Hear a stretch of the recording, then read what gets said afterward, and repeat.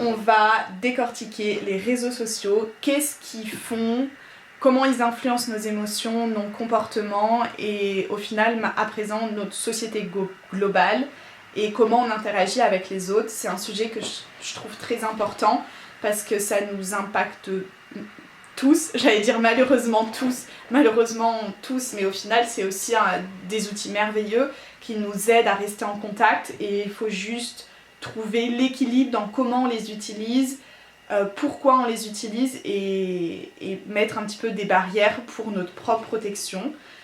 Si je fais cette vidéo, c'est parce que ça m'a aussi beaucoup impacté. Je travaille sur les réseaux sociaux. Donc déjà, bonjour à tous, je m'appelle Océane et je suis la créatrice de Mia Paris qui est un vêtement modulable pour femmes. Donc avec, vous avez 36 vêtements en un. Donc avec, là je porte le Mia long en jupe et en fait vous avez plus de 36 robes et jupes avec le Mia long, 36 robes, jupes, hauts et pantalons avec le Mia mi-long et plus de 40 hauts, vraiment trop canon, avec le Mia court. Donc vous pouvez découvrir tout ça sur le site internet. Et en fait le but de la marque c'est d'amener vraiment plus d'authenticité et de vous aider à vous sentir mieux dans votre corps et dans votre vie globalement.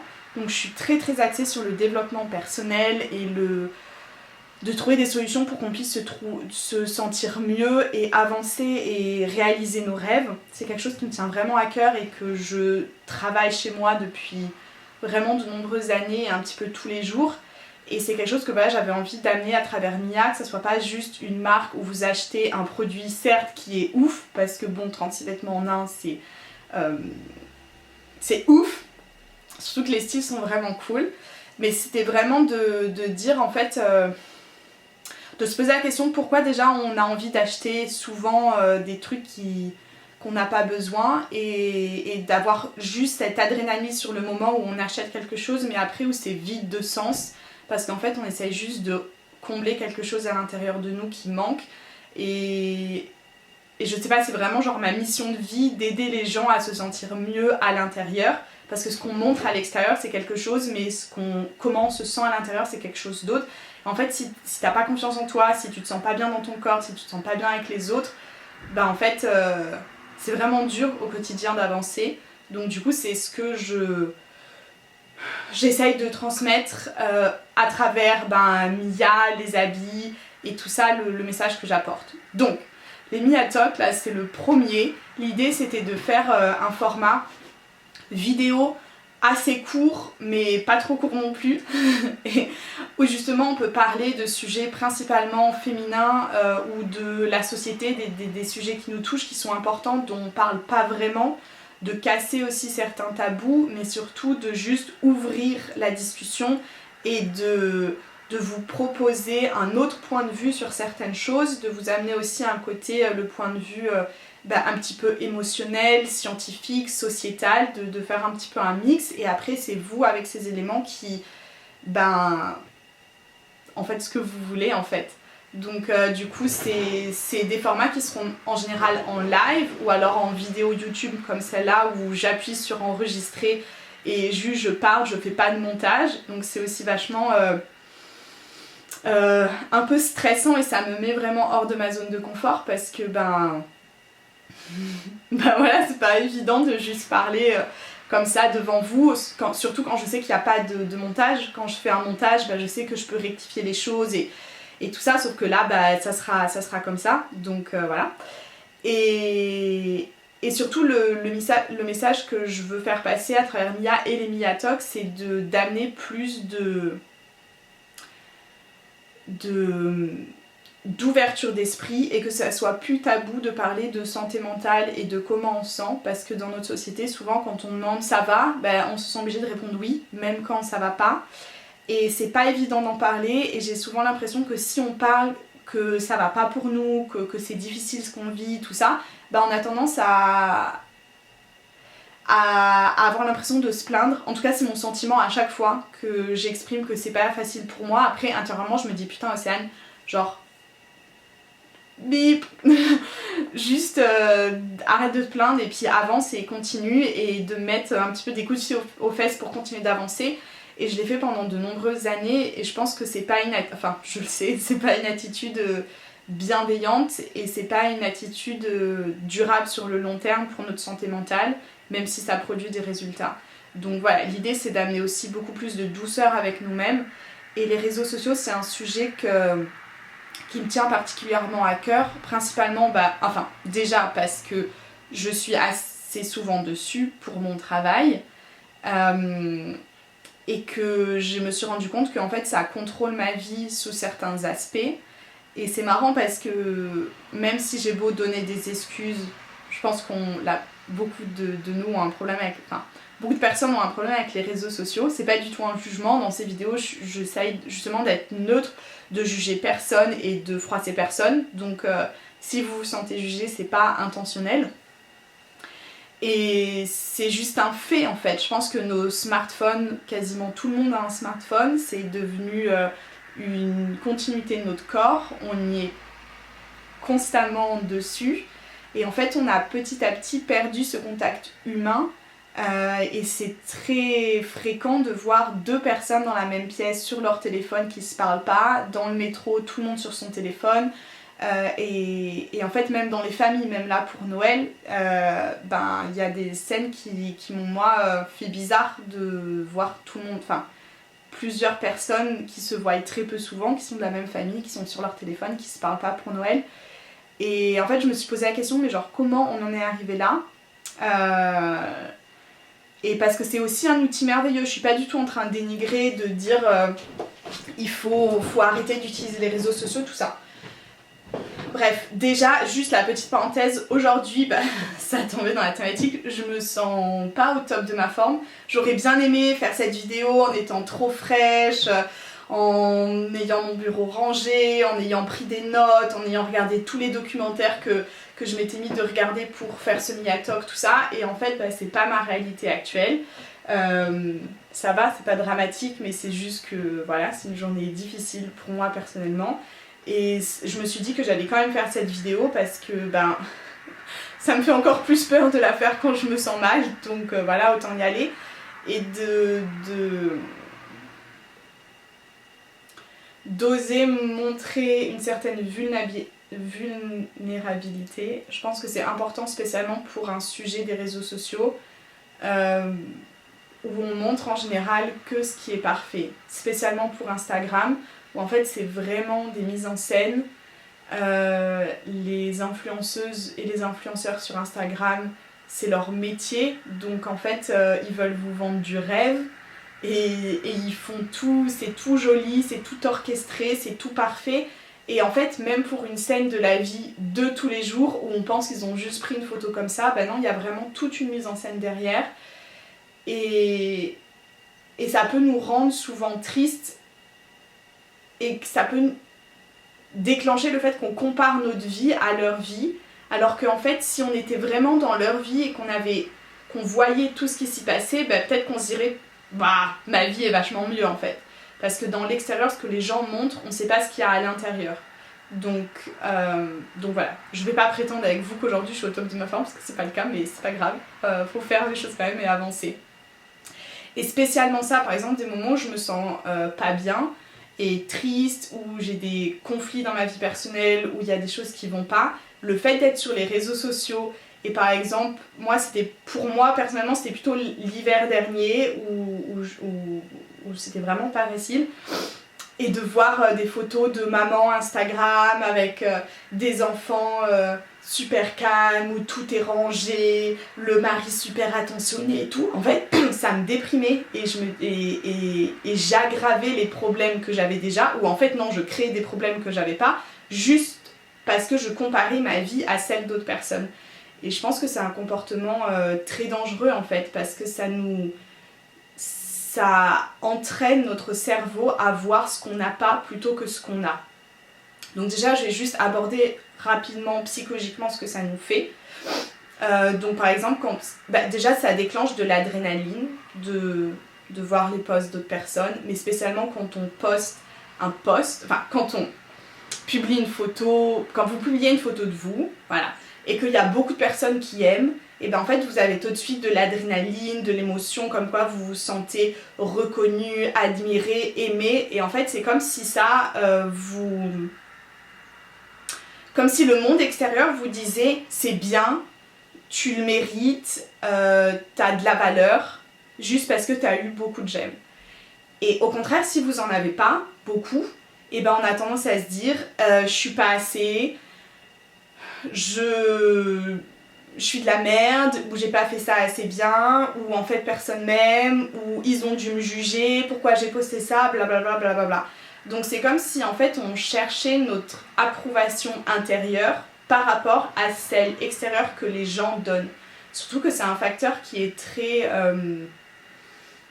irrégulier, je dirais, parce qu'il y a plein de personnes qui peuvent aimer une photo sans mettre de j'aime, et ainsi de suite. Donc il y a déjà ce facteur où en fait on se compare énormément par rapport à l'extérieur, et c'est l'extérieur qui donne accréditation de la qualité de notre vie. Donc ça déjà je trouve que c'est assez dangereux, que ça peut nous rendre très anxieux et très tristes, et de passer à côté des belles choses de notre vie en fait, et des petites victoires qu'on a tous les jours. Et la deuxième chose que je trouve aussi assez triste, c'est qu'en fait ça coupe notre sens social. C'est ça le paradoxe, c'est que c'est des réseaux sociaux qui nous permettent aussi d'être en contact avec des gens qu'on n'a pas vus depuis longtemps, de garder le lien sur ce que font nos amis d'enfance, tout ça, sans forcément leur envoyer un message. Mais en fait, ça coupe notre capacité sociale, parce qu'en tant qu'être humain, c'est dans nos gènes d'être en groupe. Je veux dire, depuis la préhistoire, l'homme évolue en groupe, et pas en tant qu'individu tout seul qui se promène. Et en fait, le contact visuel est très important. Je vous dis ça, j'ai regardé pas mal de documentaires et de podcasts sur le sujet. Et en fait, quand j'ai commencé à creuser, je me suis rendu compte que c'était un sujet énorme. Donc je pense que je ferai une autre vidéo là-dessus. Bref, je me gare. Donc, du coup, le contact visuel est très important, parce que si quelqu'un vous parle, mais qu'il est sur son téléphone, on ne se sent pas écouté. Ou si quelqu'un vous parle sans vous regarder, vous ne vous sentez pas écouté. Et en fait, quand on est sur les réseaux sociaux, on regarde notre téléphone et on parle avec des gens sans les voir visuellement. Donc en fait, quand on reçoit un message nous on se sent moins touché émotionnellement, même si c'est un message qui dit « je suis là pour toi, appelle-moi si tu as besoin », en fait notre corps, notre cerveau ne va pas le ressentir et l'analyser de la même manière que si c'est quelqu'un qui te regarde dans les yeux et qui te dit « je suis là pour toi, Océane, appelle-moi si tu as besoin ». C'est quelque chose de différent, et c'est juste scientifique et corporel en fait. Donc, et en fait, ça fait aussi qu'on se sent rassuré d'être derrière notre écran, et que quand il faut sauter le pas et aller dans la vraie vie et discuter pour de vrai avec d'autres personnes, on peut avoir tendance à être plus timide et justement avoir peur du rejet. On se dit, si je me fais rejeter derrière mon écran, ça m'impacte moins que si je me fais rejeter dans la vraie vie. Donc en fait, ce qu'on remarque, c'est que les gens sont beaucoup plus individualistes et ont du mal à créer du lien ensemble en fait. Ils savent plus vraiment, on sait moins quoi se dire, et c'est comme si on restait quand on parle ensemble sur des sujets superficiels, parce qu'on a peur d'aller trop profond. Et ça, les réseaux sociaux, c'est quelque chose qui aide pas vraiment pour juste mieux communiquer en fait. Et ça peut être aussi une forme d'échappatoire dans un contexte où il y a une discussion qu'on veut éviter avec un proche, par exemple, d'être sur son téléphone et de pas vraiment écouter, et en général ça aide pas. Donc il y a ça. Il y a aussi... alors le fait que du coup... Ouais, je crois que je vais même pas parler de ça parce que c'est encore un autre débat, mais le fait que en fait tout ce que vous faites sur les réseaux sociaux sont enregistrés, contrôlés, stockés, et que petit à petit tous les j'aime, toutes les photos où on met j'aime, ça donne des informations à Facebook qui est maintenant Meta, et qui renseigne sur vos comportements en fait. C'est un peu une immense expérimentation du comportement humain pour comprendre comment on réagit par rapport à nos émotions, qu'est-ce qui peut faire, en fait, comment nous vendre encore plus de choses qu'on n'a pas besoin, entre guillemets. Je veux pas rentrer dans un débat parce que... Alors, moi personnellement, j'ai décidé de pour l'instant pas utiliser de pub Facebook et Instagram, justement pour cette raison.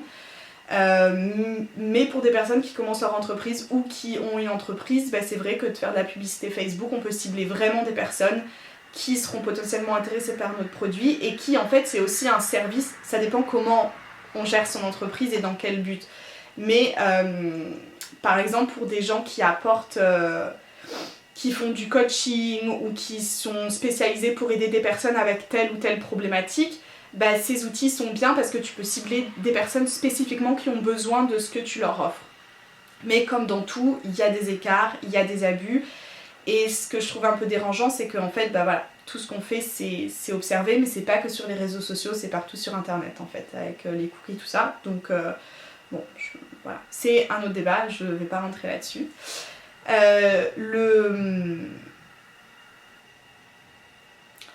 Ça peut aussi faire en sorte qu'on se mente encore plus à nous-mêmes.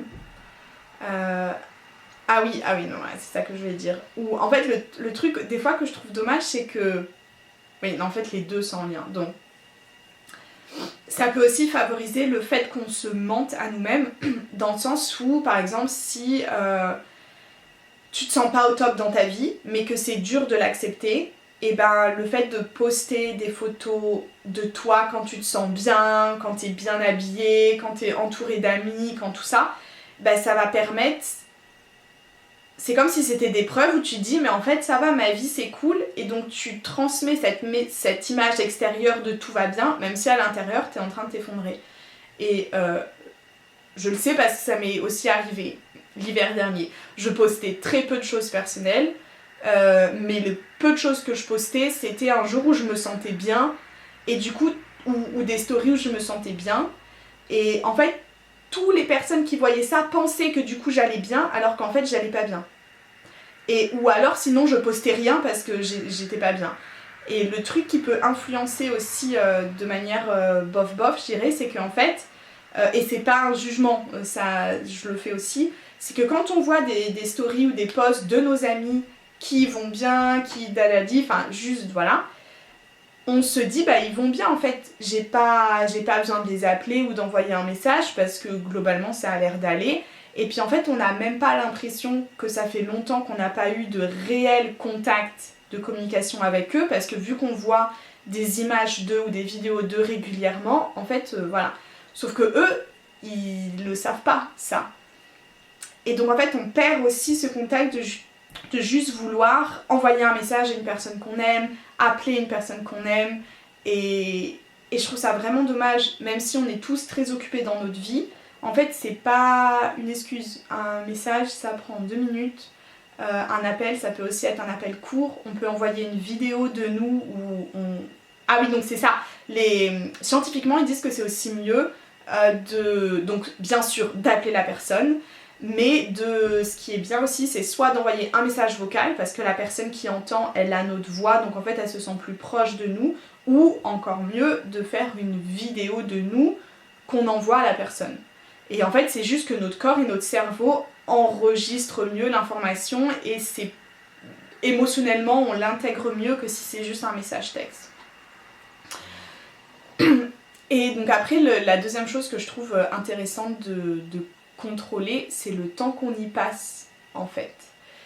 Et de se demander pourquoi on y va. Donc souvent c'est parce qu'on s'ennuie et que c'est le réflexe automatique de sortir son portable et de juste faire défiler des choses.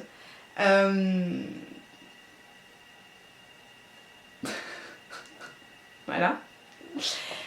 On perd la notion du temps, et souvent en fait on s'y perd. On va par exemple sur Instagram avec un but, et en fait on voit tellement d'autres images et tellement d'informations, c'est une saturation d'informations ultra rapide qui se renouvelle tout le temps. Donc en fait ça nous rend addicts à la nouveauté et aux choses qui vont vite. Et en fait au fait d'y aller tout le temps, en se disant il y a sûrement un nouveau truc, un nouveau truc, un nouveau truc, un nouveau truc. Et souvent on voit des choses qui sont pas intéressantes. Et souvent on y passe beaucoup plus de temps que ce qu'on avait prévu et ça ne nous sert pas vraiment dans notre vie. Donc du coup, les solutions que j'ai mis en place dans ma vie et que je vous propose, et il y en a d'autres aussi que j'ai pas encore mis en place mais que je veux essayer, c'est de contrôler votre temps d'écran. Donc sur votre portable, vous pouvez voir dans Réglages, temps d'écran, déjà le temps d'écran, si vous avez un iPhone. Les autres, je sais pas, mais je pense que vous l'avez aussi. Le temps d'écran, donc pour avoir ne serait-ce que voir combien de temps par jour vous passez sur votre portable, et souvent ça fait vraiment peur en fait. Et vous pouvez aussi limiter votre temps d'écran sur certaines applications. Donc par exemple, moi Instagram c'est 30 minutes par jour, la limite que j'ai demandé à mon portable. YouTube 30 minutes par jour et Facebook 30 minutes par jour. Donc déjà ça fait 1h30 de réseaux sociaux par jour, je trouve que c'est énorme. Alors sur Facebook je les fais vraiment pas, sur YouTube et Instagram souvent je les dépasse. Parce que du coup ce qui se passe quand vous mettez une limite, vous pouvez choisir le temps, pour quelle application, pour tous les jours ou que certains jours, tout ça. Et en fait, quand vous arrivez à la limite, si vous avez mis 30 minutes, quand vous arrivez à 30 minutes d'utilisation, vos téléphones bloquent et vous dit en fait tu peux encore avoir 1 minute, 15 minutes ou débloquer pour la journée. Donc en fait c'est intéressant parce que dans ton cerveau ça te rend aware, ça te rend... Tu te rends plus compte du temps que tu y passes. Et donc ça t'aide plus à te contrôler. Donc si tu remets 2 fois 15 minutes, après t'es là en mode bon ok, voilà. Et on va pas se mentir, hein, on se trouve tous des bonnes excuses pour continuer. Ouais, c'est pour mon travail, je regarde un truc intéressant, là c'est une vidéo YouTube qui m'apprend des trucs, blablabla. Il n'empêche que ça reste du temps d'écran, qui en plus c'est encore un autre sujet, mais par rapport à la lumière bleue, ça dysfonctionne notre métabolisme et notre organisme, spécialement avant d'aller au lit. Donc c'est vraiment pas bon avant d'être sur son téléphone 1 heure avant d'aller dormir. Et en fait ça nous prend du temps de notre vie, du temps qu'on pourrait faire quelque chose d'autre.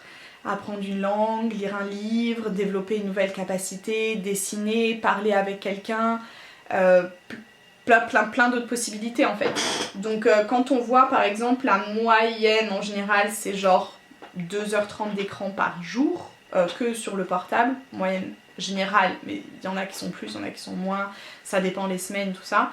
En fait on se dit voilà, si c'est ne serait-ce que 2 heures par jour que je consacre à quelque chose d'autre, à réaliser un de mes rêves par exemple, à réaliser, acquérir une nouvelle capacité qui est utile pour moi et qui me tient à cœur, en fait ça nous donne le sentiment d'avancer dans notre vie, parce que on peut être heureux que si on a le sentiment d'avancer, de progresser vers un but.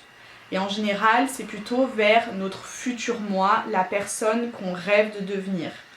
Donc en fait on a cette vision de nous-mêmes, de notre vie de rêve, de ce qu'on veut faire, tout ça. Et il y a nous ici, et en fait ce qui nous donne vraiment du bonheur, c'est pas le but en finalité, c'est d'avancer, de sentir qu'on avance, qu'on progresse, qu'on grandit, qu'on apprend un petit peu chaque jour.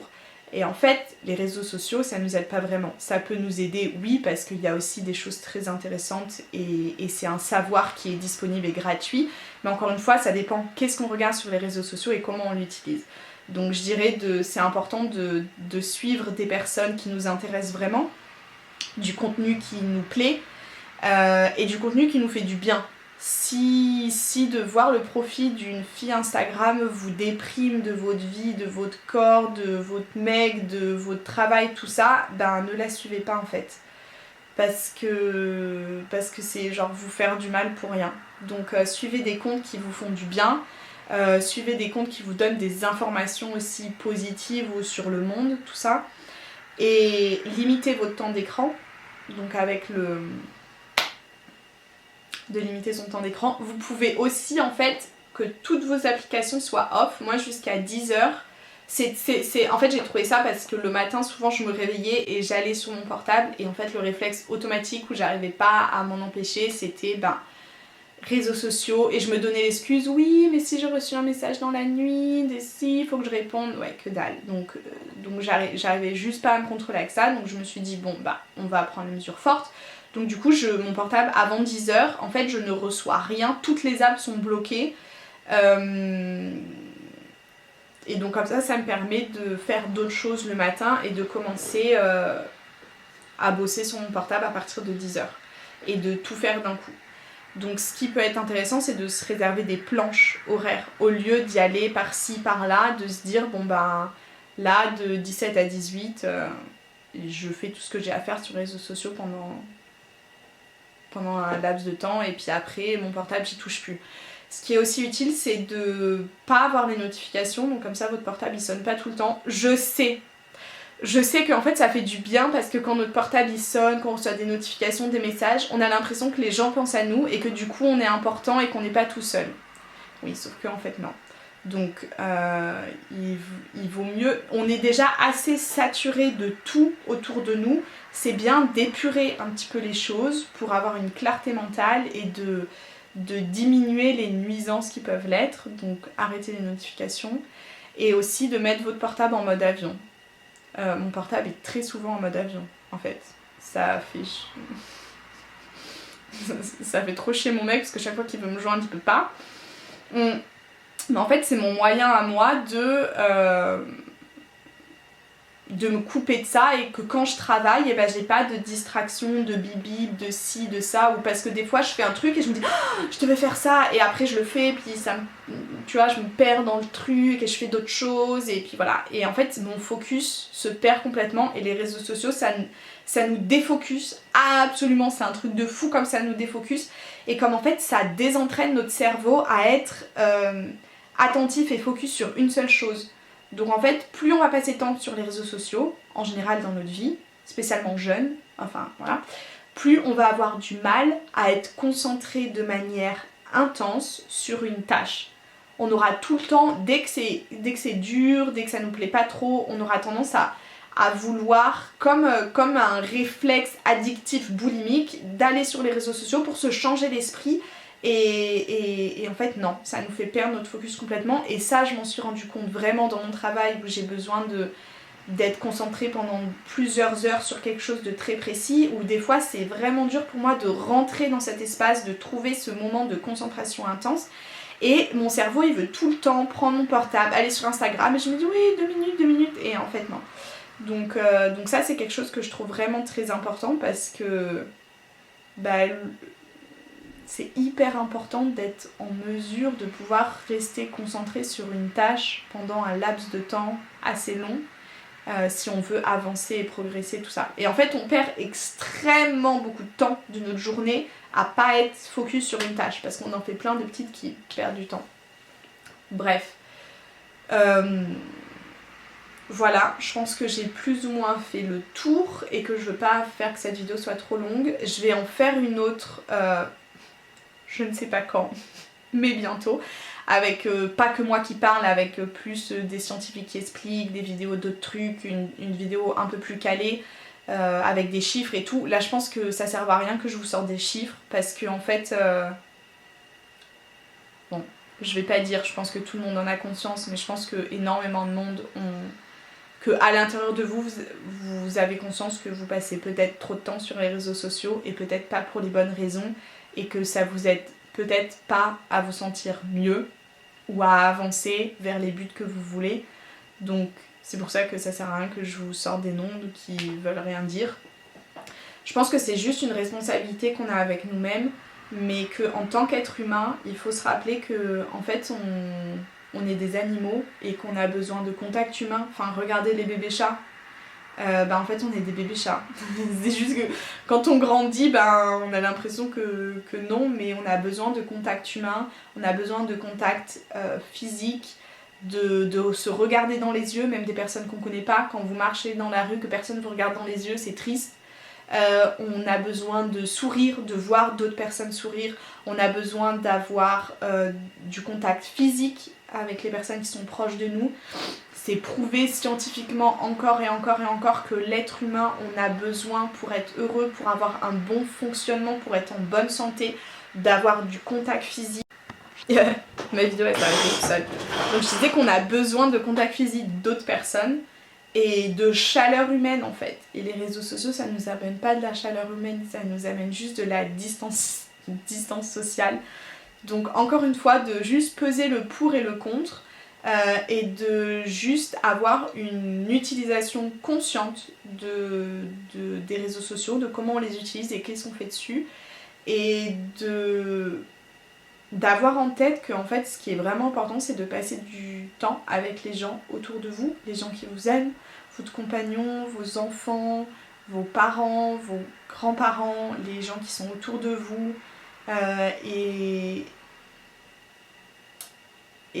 d'essayer d'avoir le plus de contact humain possible. Donc je suis pas en train de dire qu'il faut se faire des bisous à tout va et tout ça, spécialement avec la situation actuelle, mais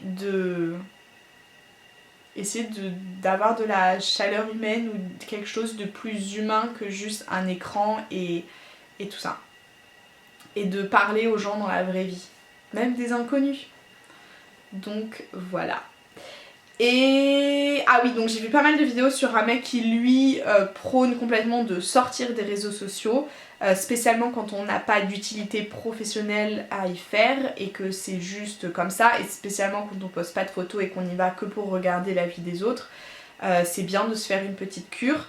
Donc il propose un challenge de 30 jours sans réseaux sociaux et en fait je me suis dit que j'avais vraiment envie d'essayer, spécialement là pour le début de 2022 pour retrouver plus ma concentration et mon focus et d'être plus efficace. Donc du coup je vous en reparlerai plus tard parce qu'il faut que je mette ça en place, c'est-à-dire qu'il faut que je prépare tous les posts et les stories Instagram à l'avance et que je cherche quelqu'un de tout poster à ma place pour pouvoir moi être en mesure de sortir et de plus avoir de réseaux sociaux pendant 30 jours. Donc je suis contente de cette expérience, j'ai hâte et on en reparle très vite. Voilà, merci d'avoir regardé cette vidéo, j'espère que ça vous a aidé pour certaines choses et voilà, je vous souhaite une très bonne journée et à bientôt.